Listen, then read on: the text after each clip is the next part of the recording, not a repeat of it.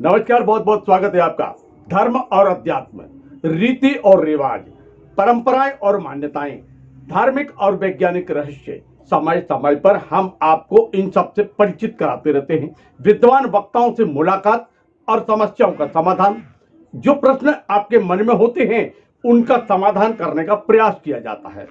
फिर हम आपको लेकर के चल रहे हैं मुलाकात कराने के लिए आचार्य पंडित नारायण दास वैष्णव से।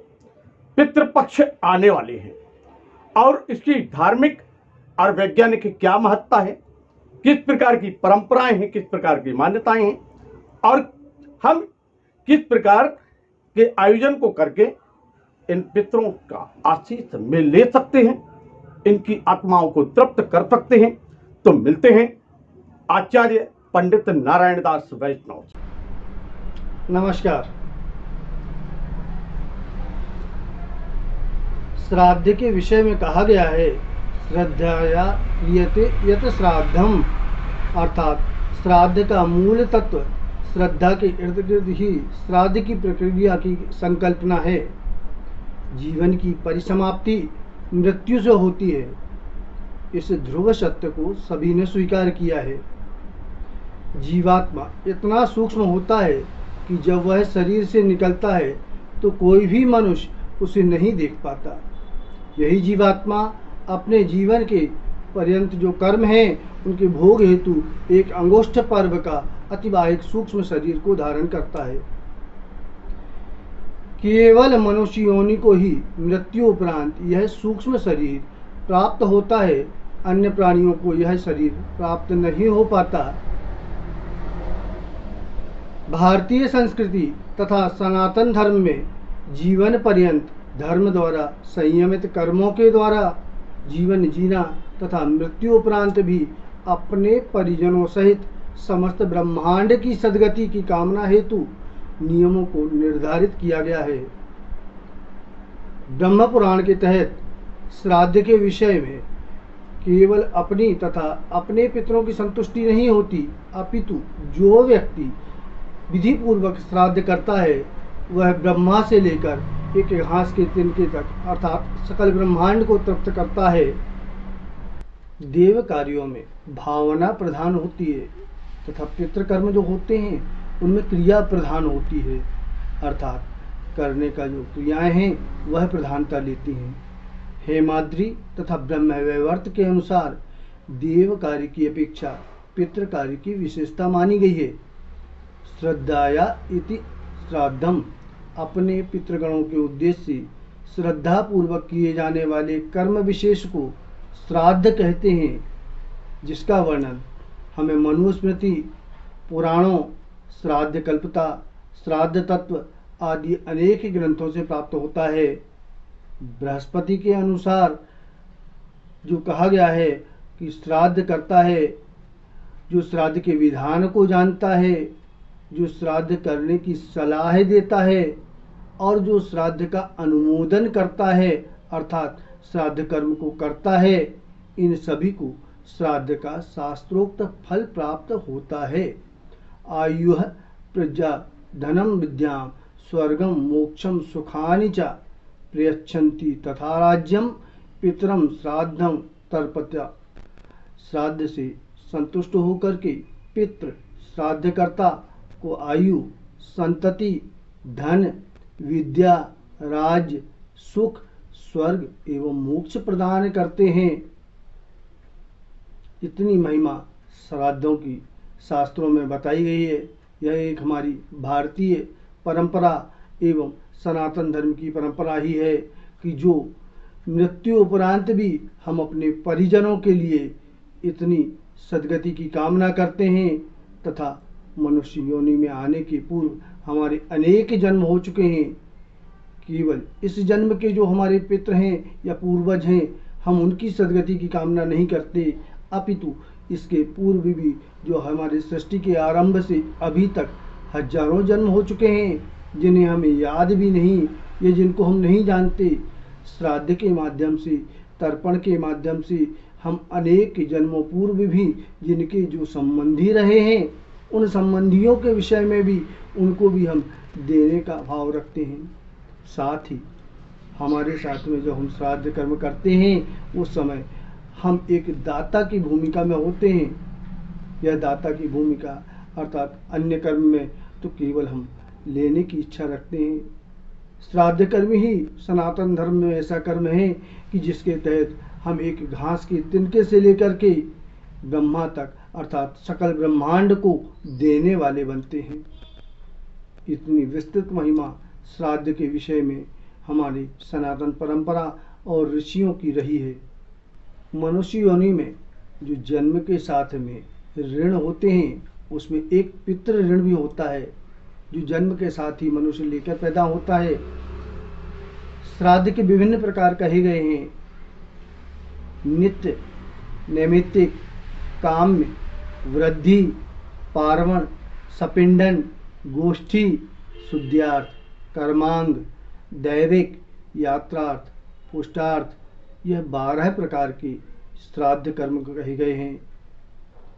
श्राद्धों के अवसर, जो विभिन्न अवसर श्राद्ध के लिए मिले हैं वह 12 महीनों की अमावस्या की तिथियां, युगादि तिथियां, 14 मनवादि तिथियां, 12 संक्रांतियां, 12 वैधृति योग, 12 व्यातिपात योग, 16 महालय तिथियां, 5 अनवष्टका, 5 अतिवष्टका, 5 पूर्वोद। श्राद्ध में निषिद्ध अन्न अरहर, मसूर, काला नमक, काला जीरा, गाजर, कबीत, बैगन, कद्दू, हींग, प्याज, लहसुन, चना, ये सब श्राद्ध में निषिद्ध भोजन है। केवल स्त्री को श्राद्ध का भोजन नहीं कराना चाहिए। एक हाथ से भोजन लाना और परोसना यह श्राद्ध में निषिद्ध है। श्राद्ध कर्म में लोहा, स्टील पूर्णतः निषिद्ध है। श्राद्ध कर्म में केवल घी की आहुति निषिद्ध है। श्राद्ध में पंचबली अर्थात गाय, कुत्ता, चींटी, कौवा और अतिथि, इन पंचबलियों को अवश्य देना चाहिए। गया श्राद्ध एक नित्य श्राद्ध है अर्थात गया श्राद्ध के बाद भी श्राद्ध कर्म, ब्राह्मण भोजन, तर्पण कर्म नियमित किया जाना चाहिए, उसे छोड़ा नहीं जा सकता। पितृपक्ष में श्राद्ध में लेने हेतु, पितृमेलन हेतु जिस तिथि में प्राणी की मृत्यु हुई है वही तिथि मान्य है और शास्त्रोक्त नियम है। सभी को पूर्णिमा की तिथि पर मिलाने का कोई भी शास्त्रोक्त नियम नहीं है, यह गलत है। श्राद्ध में जो भोजन की थाली पितरों हेतु नैवेद्य लगाते हैं वह यजमान का ही प्रसाद है, उसे ब्राह्मण को कदापि ना देवें। समय अनुसार वर्तमान कोरोना काल में यदि आपको श्राद्ध में ब्राह्मण उपलब्ध न हो तो श्राद्ध कर्म हेतु विधि पूर्वक अमान्य कच्चे अन्न को देकर के श्राद्ध कर्म कर सकते हैं। इसके साथ ही आप ब्राह्मण भोजन के निमित्त पर्याप्त दक्षिणा देकर के भी श्राद्ध कर्म का वास्तविक शास्त्रोक्त फल को प्राप्त कर सकते हैं, यह शास्त्रोक्त नियम ही है। गीता के 6 अध्याय में श्री कृष्ण जी ने स्वयं कहा है कि कर्म के विषय में यह शास्त्र विधि मृत सृज्य वर्तते कामकारतः न स सिद्धिमाप्नोति न सुखम न पराम गति। अर्थात जो पुरुष शास्त्र विधि को त्याग करके अपनी इच्छा से मनमाने तरीके से आचरण करता है, कर्म को करता है, वह न सिद्धि को प्राप्त होता है, न परम गति को और न ही सुख को प्राप्त करता है। उसे जीवन में उस कर्म के द्वारा सुख की प्राप्ति नहीं हो सकती। अर्थ फिर क्या करें, इसके विषय में श्री कृष्ण जी गीता में ही कहते हैं, तस्माच्च शास्त्रम प्रमाणम ते कार्यम कार्य व्यवस्थितो ज्ञात्वा शास्त्र विधानोक्तम कर्म कर्तु मेहार्मसि। इससे तेरे लिए जो व्यवस्था है वह शास्त्र ही प्रमाण है। ऐसा जान करके तू शास्त्र विधि को ग्रहण करके शास्त्र अनुसार ही कर्म करने की योग्य है। श्राद्ध कर्म में दिखावा, मित्रता या संबंधों को बढ़ाने हेतु श्राद्ध कर्म को ना करें। श्राद्ध कर्म के विषय में मनुष्य जब जन्म लेता है, जन्म के साथ ही वह कुछ ऋण लेके आता है। यह एक सुअवसर है पितृ ऋण से मुक्ति का, पितृदोषों से मुक्ति का। शास्त्र विधि के अनुसार तो प्रतिदिन जो संध्या कर्म होता है उसके साथ ही हमें तर्पण एवं पंचबलि भी करना चाहिए। अगर हम प्रतिदिन नहीं कर सकते तो शास्त्रों के अनुसार 12 महीने की जो अमावस्या है उनमें कर्म कर सकते हैं।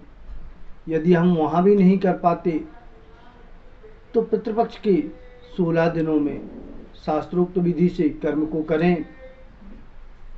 तिथि विशेष में कर्म करना अनिवार्य नहीं है, किंतु यदि व्यवस्था नहीं है तो कम से कम जिस तिथि में आपके पूर्वजों की मृत्यु हुई है उस तिथि में शास्त्रोक्त विधि से कर्म को अवश्य करें। 16 दिन कर सकें तो अति उत्तम है। यदि आप समर्थ नहीं हैं तो किसी अन्य के माध्यम से भी इस कर्म को कर सकते हैं।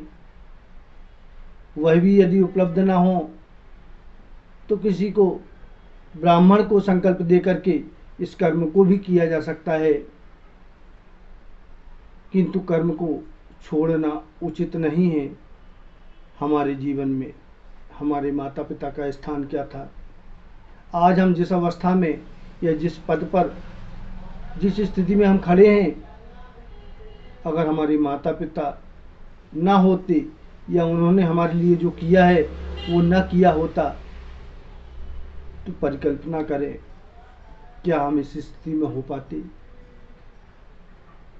अतएव यथा समर्थ कृपणता को त्याग करके,